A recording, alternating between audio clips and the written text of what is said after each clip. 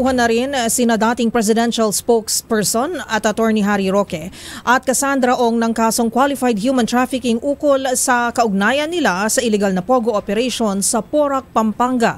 Ang balitang yan sa pagtutok ni Kyle Bulyas. Kinasuhan na ng Department of Justice sina Attorney Harry Roque at Cassandra Ong dahil sa pagkakasangkot umano nila sa mga illegal na aktibidad ng scam farm sa Porac, Pampanga. Sinampahan sila ng non-bailable na kasong qualified human trafficking kasamang iba pang empleyado at mga may-ari umano ng Whirlwind Corporation at Lucky South 99.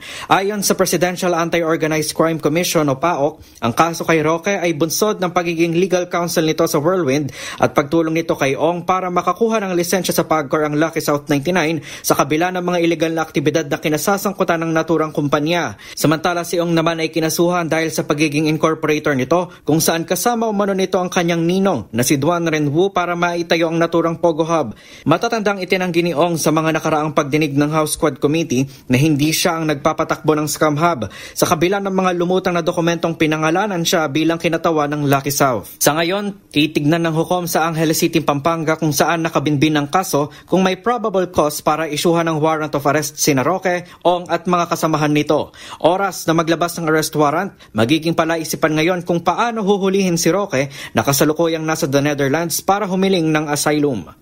Para sa MBC TV Network News, ito si Kyle Bulyas ng DZRH, una sa Pilipinas, una sa Pilipino.